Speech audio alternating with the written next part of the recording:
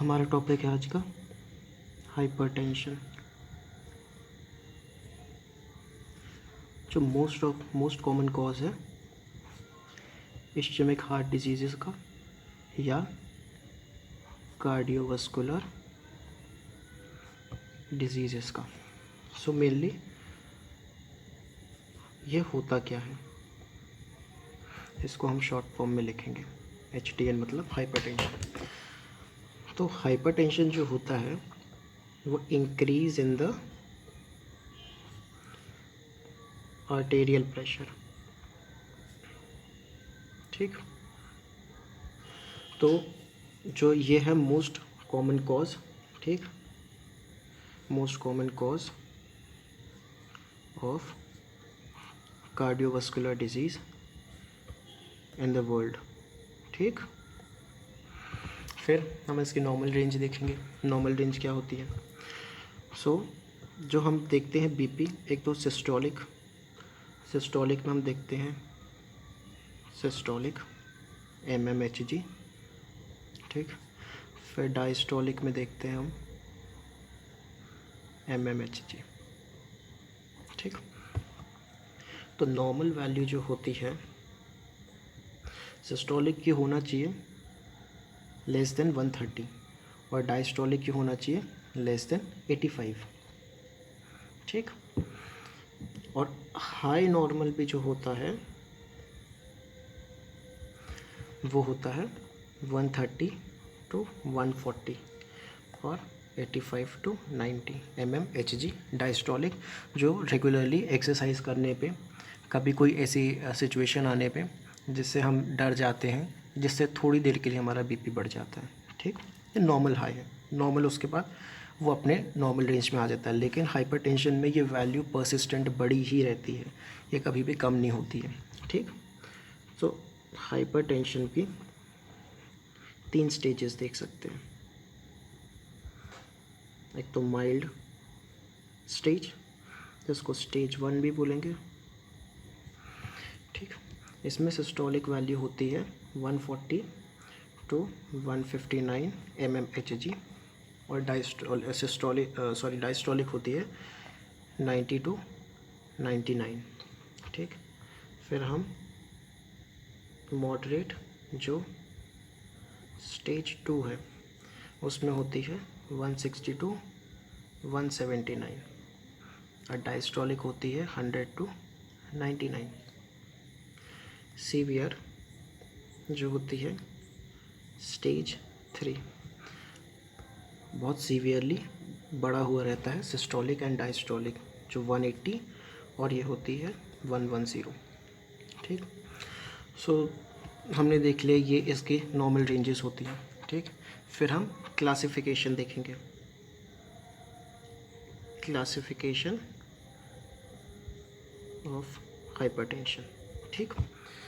पहला तो होता है प्राइमरी कॉज। प्राइमरी कॉज वो होता है जिसका हमें एग्जैक्ट रीज़न नहीं पता होता है, ठीक। कॉज अननोन, जैसे कई सारी चीज़ें हो सकती हैं जिसके हमको एग्जैक्ट रीजंस नहीं पता, इसलिए हम उसको प्राइमरी बोलते हैं, ठीक। और सेकेंडरी कॉज, जिसके कॉजेज़ जो हो सकते हैं रीनल फेलियर, एड्रीनल ट्यूमर्स में भी जैसे हम देखेंगे फियोसाइटोक्रोमा, जिसमें नॉर एड्रेनालिन का सडनली रिलीज़ होता है, बहुत हाई अमाउंट में होता है। तो जो नॉर एड्रेनालिन होता है, तो ये फियोक्रोमोसाइटोमास जो ट्यूमर्स रहते हैं उनसे रिलीज़ होता है और ये हमेशा हार्ट बीट बढ़ाता है, ये सभी को पता है, ठीक। तो एड्रेनल ट्यूमर्स में हमको मिलेगा। फिर हम स्टेरॉइड्स के ज़्यादा लेने से भी होता है। और फिर कंजेनाइटल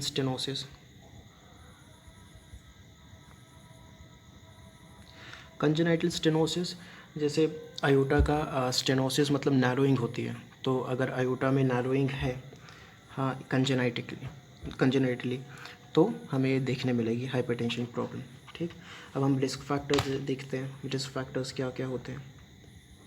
ठीक है, रिस्क फैक्टर्स भी जो होते हैं वो दो टाइप के होते हैं, non modifiable and modifiable. Non modifiable जिसको हम मॉडिफाई नहीं कर सकते, जिसको हम चेंज नहीं कर सकते, और मॉडिफाइबल वो होते हैं जिनको हम चेंज कर सकते हैं, जो हमारे कंट्रोल में होते हैं। ठीक, तो हम नॉन मॉडिफाइबल देख लें पहले। नॉन मॉडिफाइबल में जैसे आपका आता है एज। ठीक, एज, तो इंक्रीज एज में हमें हाइपरटेंशन मिलता है। ठीक, ये एक रिस्क फैक्टर है। दूसरा सेक्स। ठीक, तो हम चाइल्ड में देखते हैं, चाइल्ड में male to female ratio equal होता है। ठीक, मिडिल एज में जब हम आते हैं तो मेल का रेशियो फीमेल से ज़्यादा पाए जाते हैं मेल्स में। ठीक, और ओल्ड एज में तो हमें दिखता है फीमेल में ज़्यादा होता है। ठीक, ड्यू टू पोस्ट मेनोपॉज। ठीक, ये हमारा होता है नॉन मॉडिफाइबल हो जाएगा। और कुछ सारे जेनेटिक्स भी होते हैं, जैसे हम बोलते हैं कि जेनेटिकली हाइपरटेंसिव पेशेंट है जिसकी फैमिली में ही ये चला आ रहा है। ठीक, तो जेनेटिकली सर्टेन जीन्स। ठीक, अब हम आते हैं मॉडिफाइबल में। मॉडिफाइबल में हमारा आ जाएगा पहले तो ऑक्यूपेशन। ठीक,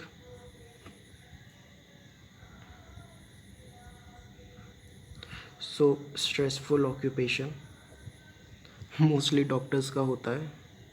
ठीक, डॉक्टर्स, लॉयर्स। ठीक, और फिर हम ओबेसिटी, जैसे हम बोलते हैं कि मोटे लोगों में हाइपरटेंशन होने के चांसेस ज़्यादा रहते हैं। ठीक, ये सब रिस्क फैक्टर्स हैं, अगर ये होते हैं तो ये चांसेस बढ़ा देते हैं। ठीक, फिर आता है आपका डाइट। सो इसलिए बोलते हैं कि हमेशा लो फैट डाइट लेना चाहिए। ठीक, और रिच इन फाइबर जो होता है वो डाइट लेना चाहिए, और लो एलडीएल, लो डेंसिटी लिपोप्रोटीन और हाई डेंसिटी लिपोप्रोटीन वाली डाइट हमें लेना चाहिए। ठीक, फिर डाइट में, ठीक, डाइट हो गया। फिर हम लाइफस्टाइल देखते हैं।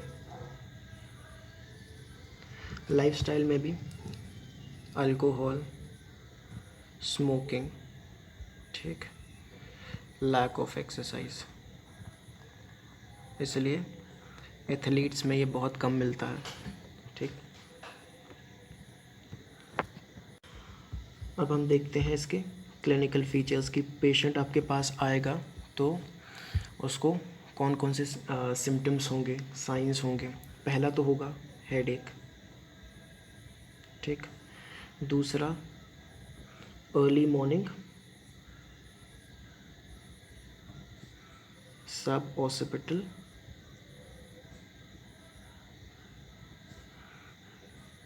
Pulsating headache. ठीक, पैल्पिटेशंस होंगी, एपिस्टैक्सिस। एपिस्टैक्सिस मतलब नोज से ब्लीड करना, ब्लीडिंग फ्रॉम नोज। ठीक, बहुत कॉमन कॉज है एपिस्टैक्सिस। जब भी एपिस्टैक्सिस का कोई भी पेशेंट आता है सबसे पहले उसका बीपी चेक किया जाता है, क्योंकि हाइपरटेंशन के मैक्सिमम केसेस में आपको एपिस्टैक्सिस देखने मिलता है। ठीक, blurring of vision. Blurring of vision इसलिए भी होगा because of retinopathy. So retinopathy, retinal vessels का डैमेज होना रेटिनोपैथी कहते हैं। ठीक, फिर हम इसके कॉम्प्लिकेशंस देखेंगे।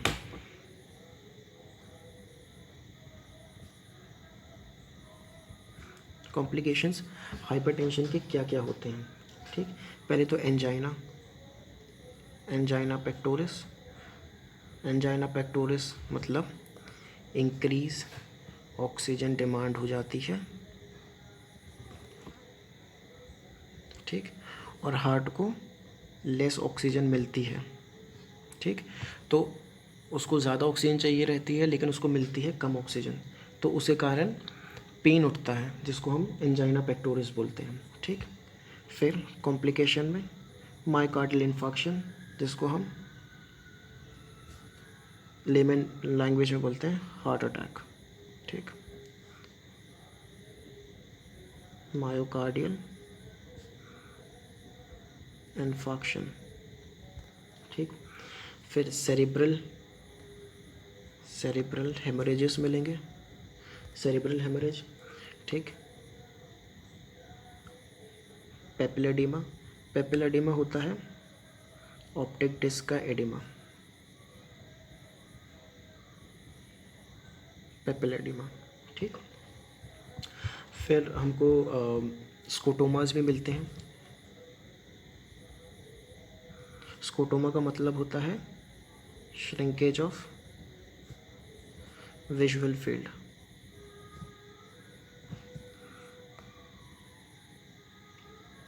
तो स्कोटोमा बहुत टाइप के होते हैं, ठीक। विंग शेप्ड होते हैं और सेंट्रल स्कोटोमा होता है, ये बहुत सारे, ये ऑप्थेल्मोलॉजी का पार्ट है, ठीक। हम कुत्ते में उतने डीप में नहीं जाना है, तो हम को स्कोटोमा भी मिलता है, ठीक।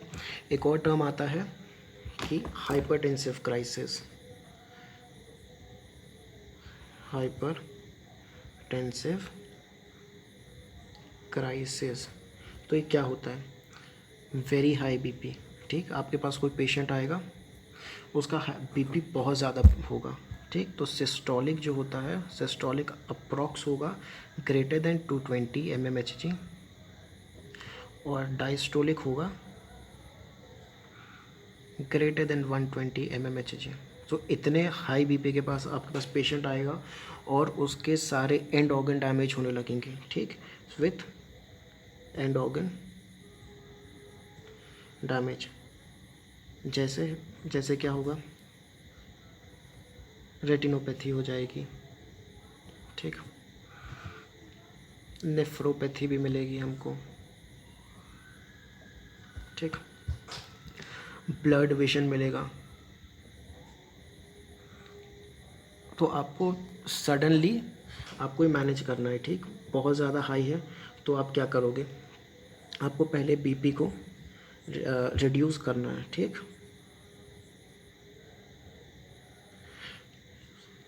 नॉट मोर देन 25%, ठीक। Within 2 minutes to 2 hours. तो हमको 25% के नीचे बीपी को कम नहीं करना है, धीरे धीरे करेंगे, ठीक। 2 से 2 घंटे के बीच में हमें 25% से ज़्यादा बीपी कम करना ही नहीं है, वरना वो सडनली हाइपोटेंशन हो जाएगा और हाइपरटेंशन से ज़्यादा खतरनाक होता है, ठीक। हमको ये बात ध्यान में लेके चलनी है, ठीक। फिर हम क्या करेंगे, हमारे 2 मिनट या से 2 घंटे तक हमने नॉट मोर देन 25% हमने कम नहीं किया। फिर जब कितना आया है, जब हमारा बीपी 160/100 में आ गया है, 100 mmHg में, ठीक, विदिन 2 to 6 आवर्स में लाएंगे, ठीक। तो पहले हमको नॉट मोर देन 25% करना है, ठीक। बीपी जैसे 220/120 आया है तो उसका 25% हम लेके उतना हम करेंगे 2 मिनट से 2 घंटे तक। फिर हम उसको धीरे धीरे 160/100 mmHg में लेके आएंगे 2 से 6 घंटे के अंदर। सडनली कभी नहीं करते हैं क्योंकि हाइपोटेंशन के चांसेस अलग होते हैं, ठीक। और अगर हाइपोटेंशन हुआ तो परफ्यूजन में प्रॉब्लम जाएगी, और परफ्यूजन में प्रॉब्लम जाएगी तो जब वहाँ वापस ब्लड सप्लाई बढ़ेगी तो रीपरफ्यूजन इंजरी होने के चांसेस बहुत बड़े आते हैं, ठीक। और एक और चीज़ है इसमें, एक टर्म आता है हाइपरटेंसिव हार्ट डिजीज़, ठीक, या जिसको बोलते हैं हाइपर टेंसिव कार्डियोमायोपैथी। ठीक, सो इसका मतलब क्या होता है, प्रोलॉन्ग जो हाइपरटेंशन रहता है ना, प्रोलॉन्ग हाइपरटेंशन क्या करेगा, लेफ्ट वेंट्रिकल हाइपरट्रॉफी कर देगा। ठीक, सो जैसे हाइपरटेंशन हो रहा है तो हमको पता है कि लेफ़्ट वेंट्रिकल पे ज़्यादा लोड पड़ता है, क्योंकि लेफ़्ट वेंट्रिकल ही आयोटा पे हमेशा ब्लड जाता है, फिर आयोटा से पेरिफेरल सर्कुलेशन में जाता है। तो अगर लेफ़्ट वेंट्रिकल पे लोड बढ़ रहा है तो कभी भी लेफ़्ट वेंट्रिकल हाइपरप्लेजिया नहीं कर सकता, ये हम जानते हैं। ठीक, तो इसलिए क्या होंगे, उसकी मसल्स हाइपरट्रॉफी होगी ताकि वो ज़्यादा ब्लड पुश कर सके। ठीक, सो हाइपरट्रॉफी होने लगेगी उसके बाद। ठीक, और ये हाइपरट्रॉफी जो है, लेफ़्ट वेंट्रिकुलर हाइपरट्रॉफी, ये आगे जाके लेफ़्ट वेंट्रिकुलर फेलियर भी करवा सकती है अगर रोका नहीं गया। इसलिए पेशेंट को हमेशा इको से हम देख सकते हैं, डॉपलर से हम देख सकते हैं। ठीक, फिर हम देखेंगे इसका ट्रीटमेंट पे आ जाएंगे। हमने ये सब टर्म्स तो देख लिए हैं। ठीक, और ये जो होता है hypertensive heart disease, second most common heart disease after ischaemic heart disease. ठीक, फिर हम उसका ट्रीटमेंट देखेंगे। अगर पेशेंट आया, हमने इतने सब चीज़ें ऑब्ज़र्व कर ली, फिर बाद में पेशेंट बोला कि डॉक्टर साहब दवाई दो हमको, तो हम कैसे करेंगे, तो उसके लिए हमको, ठीक, पहले तो अगर बहुत सडन राइज हो, पहले हम ट्रीटमेंट कैसे स्टार्ट करेंगे, पहले हम हमेशा नॉन फार्माकोलॉजिकल करते हैं। पेशेंट को बोलेंगे कि भाई एक्सरसाइज करो, ठीक, अल्कोहल छोड़ो, स्मोकिंग कम करो या बंद करो, स्मोकिंग स्टॉप ही कर दो, सबसे मेन कॉज है। रीनल फेलियर्स में भी मेनली, ब्रोंकल कैंसर्स में भी स्मोकिंग का बहुत बड़ा हाथ है। ठीक, और जितने भी टंग कैंसर हुए हैं और लंग कैंसर्स में भी हमेशा आपको स्मोकिंग दिखेगी, और स्मोकिंग का सबसे मोस्ट कॉमन कॉज होता है ब्रोंकाइटिस, एम्फाइसीमा। ठीक, हम उतने डीप में नहीं जाएंगे, बस इतना बता दे रहे हैं। ठीक, फिर हम बोलेंगे good diet rich in fibre. ठीक, उसके बाद भी पेशेंट बोलता है नहीं हो रहा है कंट्रोल, तो हम क्या करेंगे, हम फार्माकोलॉजिकल ट्रीटमेंट देंगे। ठीक, अब ट्रीटमेंट में क्या क्या होता है हम देखेंगे। ठीक, ड्रग्स देखेंगे और उनका क्लासिफिकेशन देखेंगे कि कौन सी हाइपरटेंसिव ड्रग कौन सी कैटेगरी के अंडर आती है। ठीक, पहले हम देखेंगे एंजियोटेंसिन कन्वर्टिंग एंजाइम, जिसको हम बोलते हैं ACE इनहिबिटर। ठीक, आपको इसका रोल एक चार्ट के थ्रू में बताएंगे। ठीक, तो इसमें आपको मिलती है, ठीक, कैप्टोप्रिल,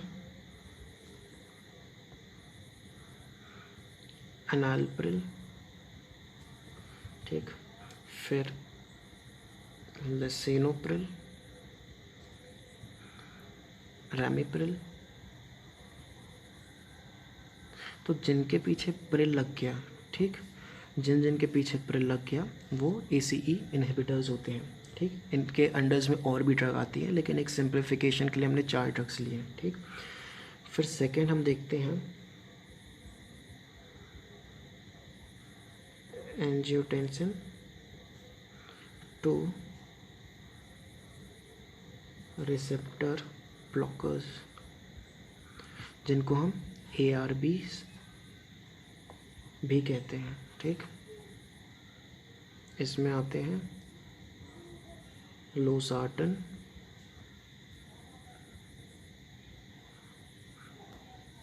कैंडिस आर्टन,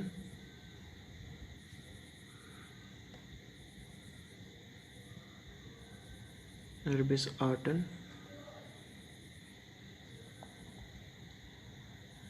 टेलमिस आर्टन। ठीक, आर्टन लग गया मतलब ARBs है। ठीक, फिर एक होता है डायरेक्ट रेनिन इनहिबिटर। ठीक, जिसको हम बोलते हैं aliskiren, aliskiren direct renin inhibitor है। ठीक, ये 3 की साइकिल एक में आ जाएगी, एक चार्ट में आपको समझ में आ जाएगी क्या होता है। ठीक, फिर होता है कैल्शियम चैनल ब्लॉकर।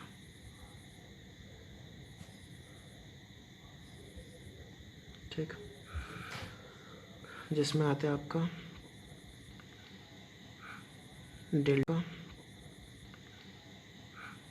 डेल्टियाजिम, वेरापैमिल,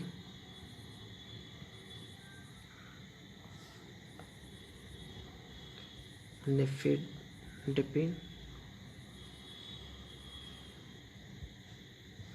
ठीक, एम्लोडिपिन,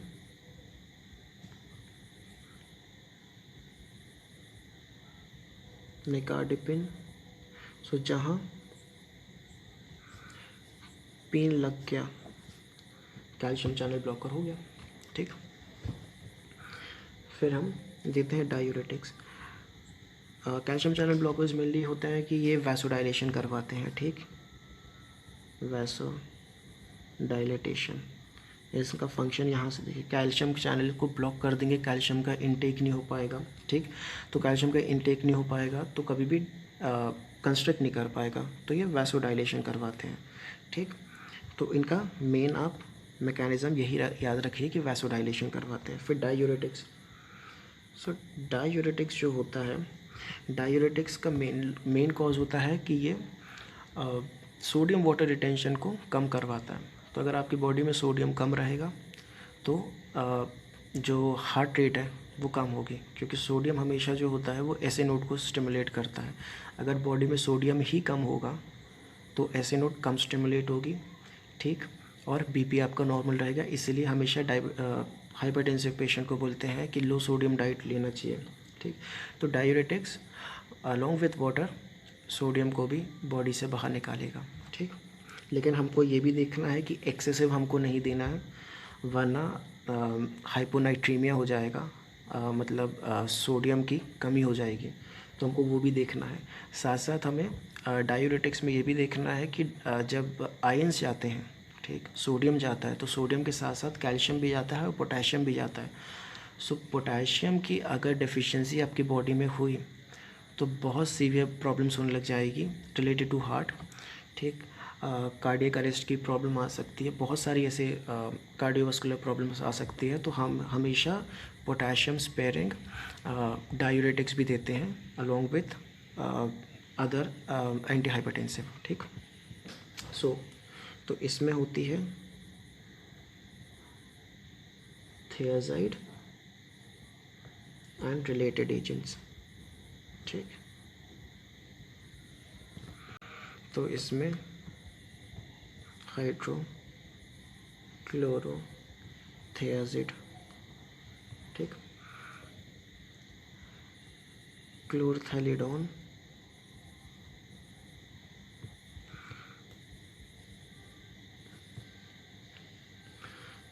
एंडेपामाइड। ठीक, ये हो गया थियाजाइड। फिर loop diuretics.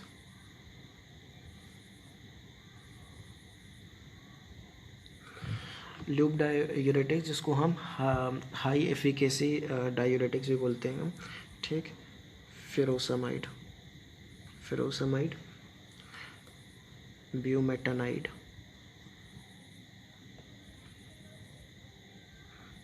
And टॉर्सेमाइड। Loop diuretics की जो बोल सकते हैं सही चीज़ ये नहीं है कि वो सडन वाटर और आयंस का एक्सक्रीशन करवाते हैं। हाई अमाउंट पे यूरिन पास होता है और उनका जो एक्शन मैकेनिज्म ऑफ एक्शन रहता है वो विद इन मिनट्स का रहता है, तो लॉन्ग लास्टिंग नहीं होते हैं कभी भी, ठीक। तो और लॉन्ग लास्टिंग नहीं होंगे तो हमको क्या होगा, हमको लॉन्ग लास्टिंग इफेक्ट नहीं मिलेगा। तो इसलिए हम लूप डायरेटिक सिर्फ या तो हम कंजस्टिव हार्ट फेलियर वाले को हम देते हैं, ठीक, कंजस्टिव हार्ट फेलियर वाले को पेशेंट को देते हैं, या रीनल फेलियर वाले को हम ऐसे पेशेंट को देते हैं जब बहुत ही ज़्यादा सीवियर केसेस रहते हैं, ठीक, रिलेटेड टू हार्ट। फिर हम पोटेशियम स्पेयरिंग की बात कर रहे थे, एक पोटेशियम स्पेयरिंग डायूरेटिक्स जिसमें आता है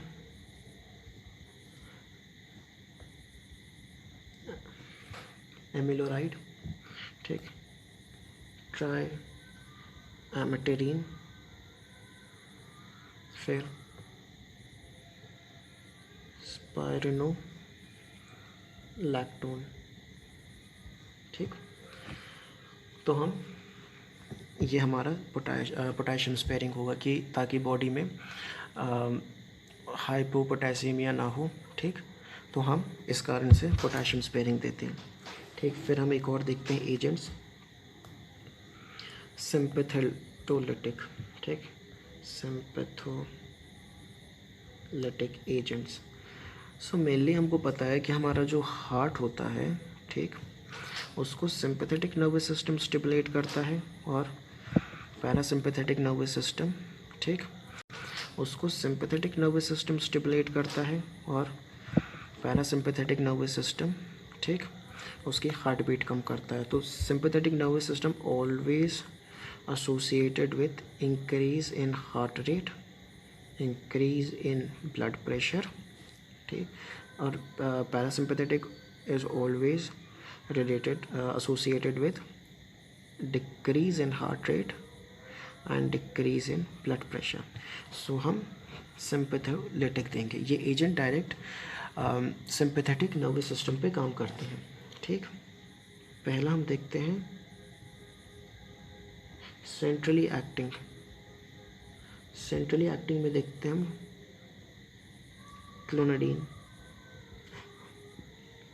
और अल्फ़ा मिथाइल डोपा, ठीक। ये डायरेक्ट जाके सिंपैथेटिक नर्वस सिस्टम पे काम करते हैं। और बीटा ब्लॉकर्स जो होते हैं बहुत वेल नोन ड्रग्स हैं एंजाइना के लिए, एंजाइना पेक्टोरस के लिए, एंटी हाइपरटेंसिव के लिए, ठीक। तो बीटा ब्लॉकर्स में एटेनोलोल, ठीक, मेटोप्रोलोल,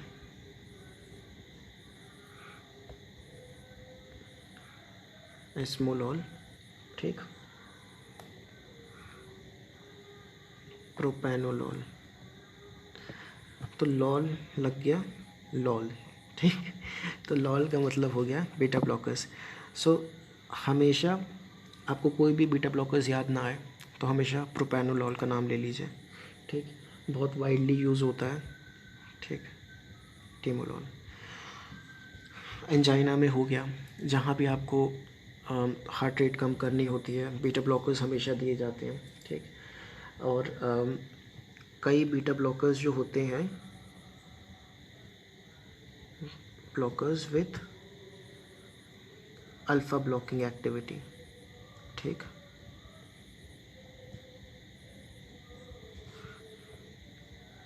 इसमें आते हैं लेबेटालोल, ठीक, कार्वेडिलोल, ठीक। ये हमारा ड्रग्स का हो गया, ठीक। इसमें कुछ और भी ड्रग्स आते हैं, हम वैसोडाइलेटर्स भी दे सकते हैं, ठीक। तो हम वैसोडाइलेटर्स भी दे सकते हैं, ठीक। तो वैसोडाइलेटर्स में पहले तो वैसोडाइलेटर्स तो किस चीज़ को डायलेट करेंगे, ठीक।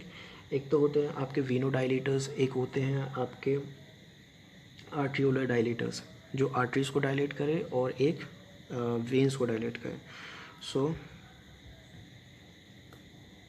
आर्ट्रियोलर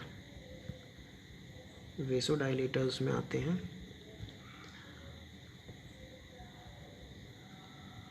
मिनॉक्सिडिल। मिनॉक्सिडिल का एक और यूज़ है क्योंकि इसकी कैपेसिटी होती है वेसोडाइलेट करने की, तो ये मेनली बार्डनेस के लिए या जो बोलते हैं हेयर लॉस के ट्रीटमेंट के लिए भी देते हैं as a topical hair spray. तो ये स्कैल्प की जितनी आर्टरीज होती हैं उनको ये डायलेट करता है, वहाँ के लिए वहाँ का सर्कुलेशन थोड़ी देर के लिए रुकता है, मतलब क्योंकि अगर डायलेट होंगी आर्टरीज तो वहाँ पूलिंग होगी, तो थोड़ी देर के लिए पूलिंग होती है और उसके कारण हेयर्स को सफिशिएंट न्यूट्रिशन और इंग्रेडिएंट्स जो भी न्यूट्रिशन चाहिए रहता है वो मिल जाता है। ठीक, इसका एक यूज़ ये है। एक होता है हाइड्रोलेसिन, ठीक, और वेनोडाइलेटर्स में नाइट्रोग्लिसरीन। सो नाइट्रोग्लिसरीन जो रहते हैं मेनली ड्रग ऑफ चॉइस या फर्स्ट चॉइस ऑफ ड्रग जो रहता है वो एंजाइना पेक्टोरिस में दिया जाता है नाइट्रोग्लिसरीन, और बहुत सारे नाइट्राइड्स भी दिए जाते हैं जैसे आइसोसॉर्बाइड डाइनाइट्रेट, आइसोसॉर्बाइड मोनोनाइट्रेट, नाइट्रोग्लिसरीन्स और ये सब रहता है। ठीक, एक होता है आर्ट्रियोलर एंड वेनोडाइलेटर्स बोथ, ठीक, सोडियम नाइट्रोप्रोसाइड, ठीक, ये हो गया। अब जब भी बताए थे कि ACE इनहिबिटर्स ARB और डायरेक्ट रेनिन इनहिबिटर्स, इनका मैकेनिज्म ऑफ एक्शन कैसे होगा। ठीक, तो किडनी हमारी हमेशा रेनिन सिक्रेट करती है जो BP मेंटेन करने का काम आता है। ठीक, तो अगर ये एक्सेस अमाउंट में निकल रहा है तो ये रेनिन सिक्रेट करती है जो BP मेंटेन करने का काम आता है। ठीक, तो अगर ये एक्सेस अमाउंट में निकल रहा है तो ये हाइपरटेंशन क्रिएट करता है। सो एंजियोटेंसिनोजन जो रहता है वो कन्वर्ट होता है एंजियोटेंसिन 1 में, ठीक, with the help of renin. Renin as a enzyme के तौर पे काम करता है। एंजियोटेंसिन 1 कन्वर्ट होता है एंजियोटेंसिन 2 में with the help of angiotensin converting enzyme. ठीक, फिर एंजियोटेंसिन 2 क्या करवाता है, सबसे पहले वेसोकंस्ट्रक्शन जिसके कारण BP बढ़ता है। BP कैसे बढ़ता है, ठीक, इंक्रीज PVR, ठीक, फिर एल्डोस्टेरोन के प्रोडक्शन में हेल्प करता है, एल्डोस्टेरोन रिलीज़ करवाता है। ठीक, ये क्या कराएगा, sodium and water retention. Sodium retention होगा तो हार्ट रेट बढ़ेगा, BP बढ़ेगा। ठीक, और जब PVR भी बढ़ जाता है तो BP बढ़ता है। ठीक, फिर कार्डियक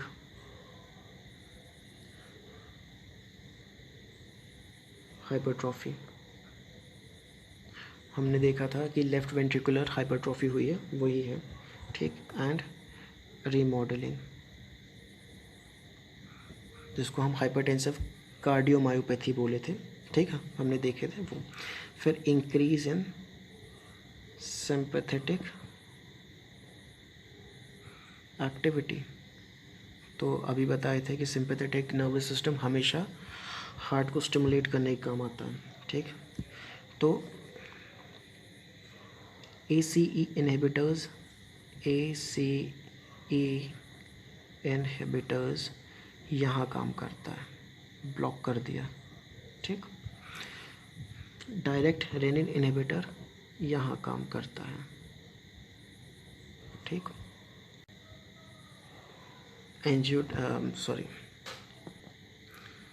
और जो ARBs रहते हैं, एंजियोटेंसिन रिसेप्टर ब्लॉकर्स, वो इस जगह पे काम करते हैं, ठीक। ये हो गया हमारा।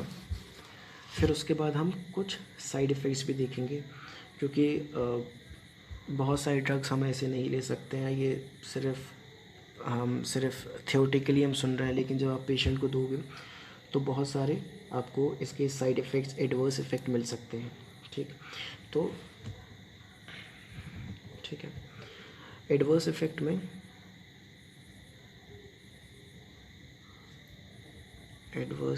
में ठीक, पहले आपको कफ मिलेगा, ठीक, due to increased in bradykinin level in lungs, ठीक। और एंजियोएडिमा मिलेगा, जिसमें आपको swelling of nose, lips, mouth, throat, ठीक। प्रोटीन यूरिया बहुत रेयरली मिलता है, ठीक। प्रोटीन यूरिया मतलब प्रोटीन इन यूरिन, ठीक। टेराटोजेनिक इफ़ेक्ट भी काफ़ी होते हैं एंटी हाइपरटेंसिव के। टेराटोजेनिक मतलब जो डायरेक्ट फीटस को, अगर प्रेग्नेंट लेडी है, अगर वो ले रही है एंटी हाइपरटेंसिव, तो फीटस को हमेशा खतरा होता है। टेराटोजेनिक इफ़ेक्ट, ठीक। अगर हम हाइपरटेंशन में एंटी हाइपरटेंसिव ले रहे हैं तो हाइपोटेंशन भी हो सकता है, तो एक और कॉज हाइपोटेंशन, ठीक। Following first dose of ACE inhibitor, ठीक। न्यूट्रोपीनिया, ठीक। न्यूट्रोपीनिया मतलब डिक्रीज इन न्यूट्रोफिल्स, ठीक। रैशेस भी मिल सकते हैं और इचिंग, ठीक। रैशेस भी मिल सकते हैं और इचिंग, लॉस ऑफ टेस्ट, ठीक। और अगर आपने ज़्यादा ही पोटेशियम स्पेयरिंग डायूरेटिक्स दिया है, तो पोटेशियम का ज़्यादा इंक्रीज़ होना होता है हाइपर कैल्सीमिया, ठीक। तो ये हो गए आपके एडवर्स इफ़ेक्ट। हमारा लास्ट टॉपिक है इसमें ACE इनहिबिटर्स का यूजेस देखेंगे, क्योंकि ये बहुत वाइडली यूज़ होती है। तो सिर्फ हाइपरटेंशन में नहीं, और किस किस में देते हैं। पहले तो आपका आता है हाइपरटेंशन, ठीक। फिर अक्यूट MI, मायोकार्डियल इन्फार्क्शन, ठीक। विदिन 24 आवर्स देते हैं इसको, ठीक। फिर congestive heart failure and diabetic nephropathy, ठीक। और कई जगह हम स्क्लेरोडर्मा, रीनल क्राइसिस में भी देते हैं, ठीक। सो ये ड्रग्स हम ACE इनहिबिटर्स का हमने यूजेस देखे। कुछ एडिशनल पॉइंट्स हैं।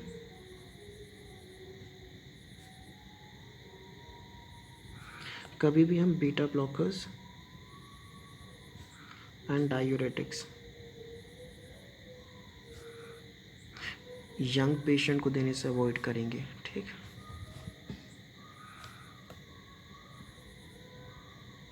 क्योंकि इनके long term researches, long term uses से ये सामने आया है कि ये इम्पोटेंसी और इरेक्टाइल डिसफंक्शन कॉज करते हैं, ठीक। Impotency and erectile dysfunction. So कभी भी आपका कोई यंग पेशेंट हो तो प्लीज़ लॉन्ग टर्म के लिए बीटा ब्लॉकर्स और डायूरेटिक्स बिल्कुल अवॉइड करना चाहिए, क्योंकि आप पेशेंट के हाइपरटेंशन तो रोक लेंगे, लेकिन उसके साथ साथ इम्पोटेंसी और इरेक्टाइल डिसफंक्शन भी इसको एज ए गिफ्ट आप ट्रीटमेंट में दे देंगे। तो आप ये चीज़ अवॉइड करिएगा। तो यंग पेशेंट में ये चीज़ देख के दी जाती है, ठीक। तो ये हमारा हाइपरटेंसिव ड्रग्स का टॉपिक ख़त्म होता है। अगर आपको कोई और भी इन्फॉर्मेशन चाहिए एंड अगर कुछ मेरे से कुछ और छूट गए information, so please let me know. और अगर कुछ टॉपिक्स मैंने छोड़ दिए हो तो आप प्लीज़ मैसेज कर सकते हैं और पूछ सकते हैं, नो इश्यूज़, ठीक। And thank you so much.